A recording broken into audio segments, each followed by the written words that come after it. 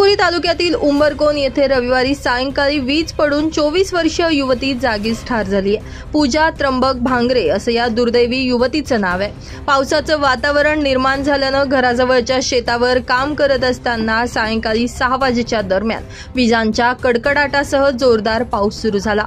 यावेळी पूजा भांगरे ही अंगणात वाळत घातलेल्या पापड कुरड्या काढत असताना वीज पडून तिचा जागीच मृत्यू झालाय। या घटनेची पोलिसांनी नोंद घेतली आहे। ब्युरो रिपोर्ट, नाशिक माझा न्यूज, इगतपुरी।